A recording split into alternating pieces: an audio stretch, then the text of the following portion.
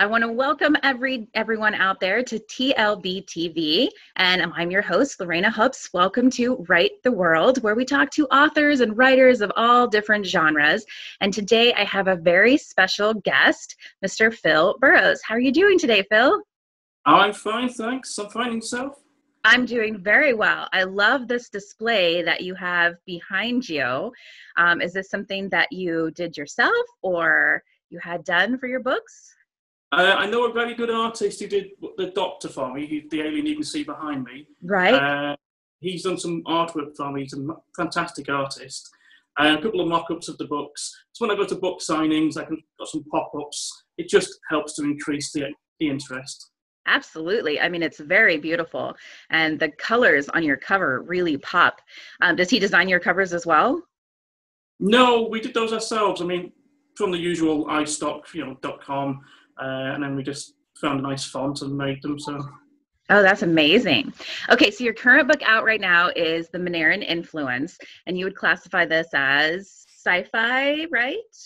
Yes, it starts off as fiction because it's what happens is a burnt-out soldier, Sam, who is the main character, he's suffering having left the army. He goes through a little process where he's found something a bit mysterious. So he starts off as fiction, and then it sort of breaks into sci-fi, and then it's sci-fi throughout them.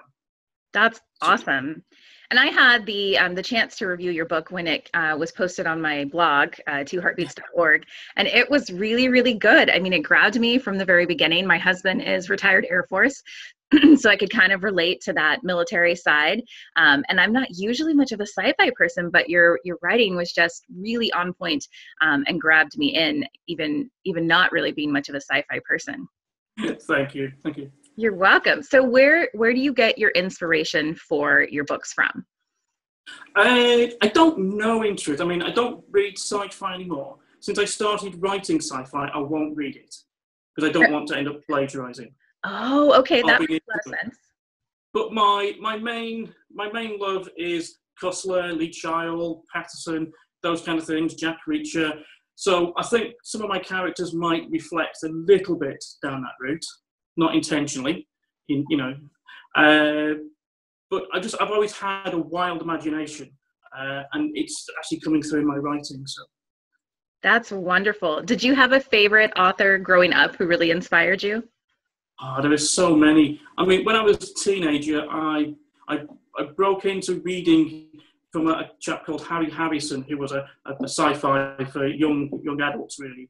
And that got me on to reading. Then it was Pierce Anthony, and it was just straight through. And I got the omnibus for H.G. Wells. So sci-fi has always excited me. I mean, it's the last frontier, isn't it? Getting out into space. It's new. And I think I think what's nice about it is that it can be anything. You're not limited to, what's in this world and what's in reality. You can kind of create your own reality. And that's what I try to do. I try to make this universe where I do describe why things are happening. I'm not just going to say, oh, and he has a laser beam. I describe, the technologies behind it and the theories. And I try to make this rich tapestry, which I'm building on for the rest of the series. And then all the characters I'm building, they'll have their own little breakout books later on as well. Oh, that's wonderful. So The Manaran Influence is actually your second book. What was your first book called? Manaran Influence is the first book, sorry. Manaran Conflict is the second book. Oh, okay. Manaran Assault is the book I'm writing at the moment. Okay, wonderful. So what was Conflicts about then? Because I don't think that was the one that I reviewed. It must have been Influence. Yeah, Influence was the first one. Sam then joins the Manarans, who you've read about. Right. They are a quasi-military police force who get sent out to assist other planets when they have problems and fight little wars. So he joins them. So it's a policing action, but there's an overarching storyline between the 5 books in the series. So, of course, it also breaks into that overarching storyline. So I actually quite like it, and my beta readers absolutely loved it. So, and it's, the reviews I've had back so far, okay. That's awesome. So you have 5 books planned for this series? I have 5 books planned for this series, yeah. And then do you have other series like lurking back in your brain, maybe? I have a second series I'm thinking of doing. but like I said, there's quite a few characters in the book. You would have met the Doctor, who is the alien in the book. He only had one set of arms. He's growing his second set back now, as you can see in the little picture. You've got Nicomedes, who's a scientist. So I want to break him out with a bit of a science book, a bit of science-based science fiction. I know, Emlington, I want to go down a bit of a detective, science fiction detective one. So they've all got their own little specialities. So once I've done maybe the second series, or in between, I might break out these little books with the elements of the personalities of these people. Oh, I love that idea. That's something that I really enjoyed with a lot of books that I read growing up, was when characters would recur. And I did that with my series too. I started with some characters, and then in the next book, you know, you would see some of the characters from the first book again. And I really liked how that like all tied together. Well, they're friends as well. When you put the book down, it's like, oh, I've lost a friend. But when you know they're coming back again, you've got that friend back, you know. So exactly. Yeah, I think that's what makes it really nice. So you're in the middle of almost over halfway of your third book. How long does it usually take you to write these books out? Well, I'm giving myself a year to write and get published. Okay. But in reality, I'm doing 5% of the book every week at the moment. Okay. It's not a massive amount. Obviously, I work as well, so it's in between times. And because I work from home, it sounds stupid, I very, very rarely write at home. Because I'm sat at my work desk now, but there's so many distractions because it's my work desk. I can't write here because there's always emails coming in, I've always got questions and clients. So I tend to go out, I go and find a quiet cafe somewhere, just type away, I just shut myself off from the whole world and just type. I think that would be challenging. I know for myself, I have such a hard time finding time to write that if I worked from home, I think I would find myself wanting to write more than actually doing my work from home. So that's probably really smart that you have a different place that you write. Yeah. Yeah, I mean, sometimes in the summer, if I can get out and go by a river somewhere with a laptop or even my iPad Pro and just type away with the little ducks walking past, you know, it's great. Oh, wow. That's beautiful. That sounds like a much more inspiring place to write than where I typically end up writing, which is in my room because I have 3 small children. So I can't usually write till they go to bed. And then it's like, okay, I'm going to type some before I pass out tonight. And so my room is not quite as inspiring as, you know, the open fresh air and duck ponds and things like that. Yes. Okay, so science fiction is your passion. What do you think would be the hardest genre for you to write? Romance. Yes? I don't think I am a romantic person with my fiancée Kath, really romantic. She always gets flowers and gifts and stuff, but I don't think I'd be able to write the emotion properly. I try to get the emotion in my characters now, and a lot of people say I've got it right, but I don't think I'd actually get the romantic side right. Not the female side, anyway. What do we men know about women? Let's face it. It's true. It's true.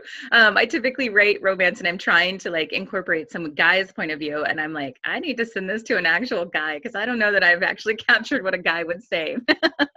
I think that's really, really challenging to write from the other perspective because we do think so differently sometimes, and the way that we move and choose things. And I think that's a really important aspect. So what do you find is the hardest process of writing for you? Finding time. Yeah. Yes, finding time for writing. I try to do it in the morning. I'll get up, because I work from home. I still get up with my partner, Kath. She'll go to town. I'll go with her. I'll go find a nice little cafe somewhere, try and spend an hour, 2 hours, and then come back and start work properly. But it's not always the case, because sometimes you've got a big pile of jobs. You can't afford to just go out. So that's the hardest part. Sometimes it's a little bit of research, because I don't have the money to go and see the specialists. Right. You know, I would love to go and see some proper scientists just to get a couple of little ideas I've got for future books. Hopefully, as I get bigger and more popular, then people will be interested in this advice for free. And the other one is collating all the information, because I'm actually building this universe. It's getting quite complicated now. I'm bringing all these technologies in, lots of different races, lots of different people. You've got to keep track of all this. I mean, so one of the things I do use, and you asked before we started, one of the processes I use a piece of software called Scrivener. I don't know if you've heard of Scrivener. I have. I've opened it a few times myself and kind of been like, I don't know where I'm going with this. So I haven't used it very often, but. Yeah. I love it. I had the same effect. I mean, I'm a techie at heart. I was from the IT industry at heart, and I looked at it. I was like, oh, Word's so much easier to use. Yeah. But then Word's very linear, and then when you want to go back and swap or find a bit of a scene, and you've got to move it around, it's a pain because you've got to go and find it, then you've got to copy and paste it and find it back to the old scene. With Scrivener, it's like looking at a version of.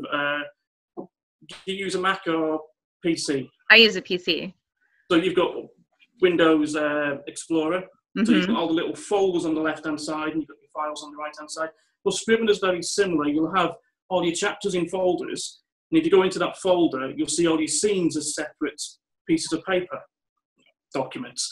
And it gives you the option of seeing the scene, or if you click on the folder, it will show you the whole chapter as one block of text, or if you click on the book, it will show you the whole book as a block of text. But it means it's very easy to drag and drop scenes into different places. Oh, yeah, that does make sense. I think that would be. It's a lifesaver. But the learning curve is steep. Yes, it took me a while to get used to it. I'm still only scratching the surface of it because it's like Microsoft Word. It's such a powerful program, but we only ever use a fraction of it. That's true. I watched a lot of videos on YouTube, how to use it properly, found some really nice ones, and that's really helped me out. And the book I'm doing now, this starts off as, instead of being a linear book, it follows 3 of the main characters side by side. And what happened is I had my head in the mindset of Sam, where he was, because I had to do a lot of research for this particular topic. And I didn't want to have to keep breaking out of that mindset to write the parallel storyline right. for the other people. So what I did is I actually wrote his whole section for the first half of the book in one go. And then I had to write the other 2. So I've got 3 parallel, and I've got to squish them together. Because it's with Scrivener, and they're all separate scenes, I can just move the scenes together. Oh, yeah, that does make it a lot easier. I can't imagine trying to keep track of a whole world. I think that would probably be the genre that would be hardest for me to write with this whole, I teach, and my kids often ask me, they're like, why don't you write fantasy? And I'm like, because I haven't wrapped my head around it yet, like creating this whole universe and all the stuff that would have to go in it to make it believable. I give props to people who write fantasy and science fiction because it's so amazing when you can create this whole other worlds. Yeah, but keeping track of it all is the hard part. That's the other thing about Scrivener. You see, you get little note sections for characters, so you flesh out a character in his own little sketch section. Then you all your items you make and all the worlds, they've all got little note sections, which don't go in the storyline, but they're always there. It saves you having little post-it notes and lots of different programs. It's all in one environment. So, and it's on the Mac and it's on my iPad. So wherever I go, I can work. That's amazing. That's amazing. All right, I'll have to spend some more time looking into Scrivener when I get a chance. So what would be some advice that you would give to someone who's just starting out? Because the writing process can really be daunting, especially when you're first getting started. What's something that you wish you had known that you could tell people? Right. The thing I actually do say to people, because I'm actually part of a book organisation that will help new beginners starting to write, is join a writing group. Writing is very insular. I know a lot of people who, like myself, when I got my first book, you did it at home, you didn't know who to go and talk to, it was very, very insular. And if you go and join these writing groups, they'll have workshops on, they'll talk about marketing, lots of different technologies. It'll help people out immensely, and it's not such a lonely process. Yeah, I feel like it can be really lonely. I haven't joined a writing group yet just because of time, but I have some really close friends that I always send my work to because I know they'll be brutally honest and be like, yeah, this one, I'm not loving this one, or, this one's on point. But I think that's also really important too, to get some critiques and some feedbacks before you just blast it out to the world. Yeah, I mean, everyone's got a friend who's brutal, and they're the ones you should send the stuff that you work to. I've got a couple of beta readers, and like you said, they are, they will just tell it straight. And if they don't like it, they'll just put big lines through sections, don't like that. Right. It's fine. I do that sometimes as I teach a writing class with my students, and it's hard because they're younger, they're like middle school and high school. But there will be some times where they're just rambling on, and I'm like, okay, you have to change this. Like, this is going to drive your reader nuts. They're gonna stop reading at this point. So you've got to pick something else. So I think that's a really important process, but it's hard. It's hard to get your work back and be like, but I love that scene, and then realize that nobody else did. Yeah. I mean, the thing is, you can always rewrite it and use it somewhere else if you like the scene or the idea. That's so true. That's so true. I've done that several times where I thought I was going to use something, and then it didn't work out in a book, and I just kept the scene because I was like, somewhere in another book, I know this is going to work. Yes. It always fits somewhere. It's fine. But no, I mean, anyone starting off from scratch, go and find some like-minded people, go and find a group, become part of the community. Just speaking to like-minded people will save you a fortune, save you time. It's brilliant. It's Absolutely. A nice community thing. Yeah, I think that's wonderful advice for anyone who's just getting started, because the actual writing isn't always the hardest part. It's after you're done.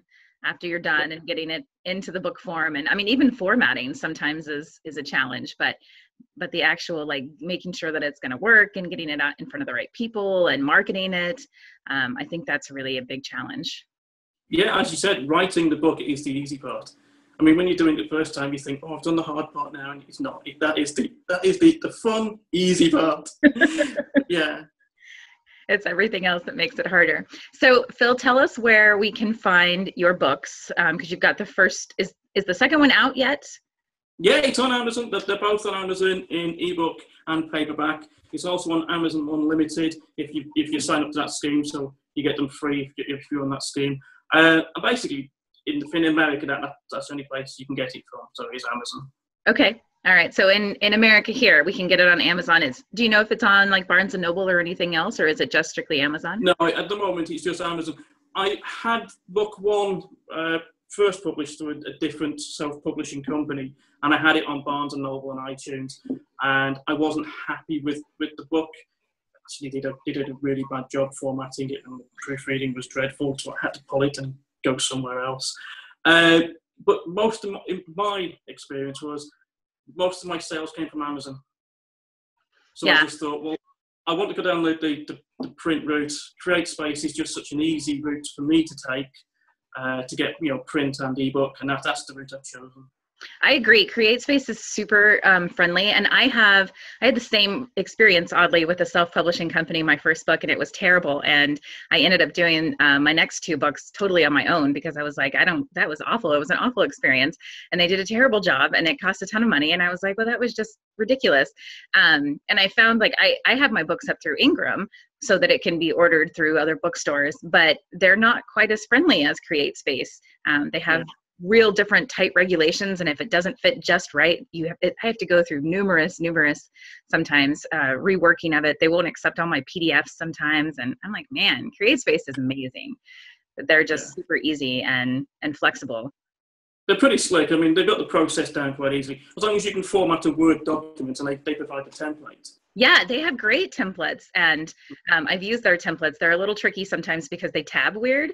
I found when I'm copying and pasting, like, some of them will tab correctly and some of them will double tab, and so I have to kind of go back and check that. But their templates are amazing, and they're fairly easy to use, which is nice. The only thing I would say about using the templates is don't do it on a Mac.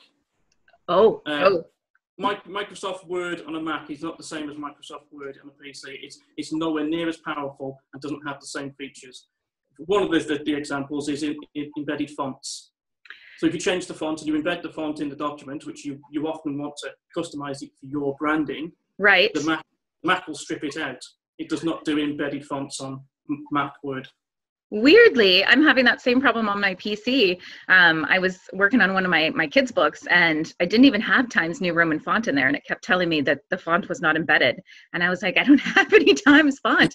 I ended up having to download the newer version of Adobe Acrobat in order to save it under a different version, and then it embedded the fonts correctly. And I was like, wow, this is really not fun. So it's crazy all the things you come across.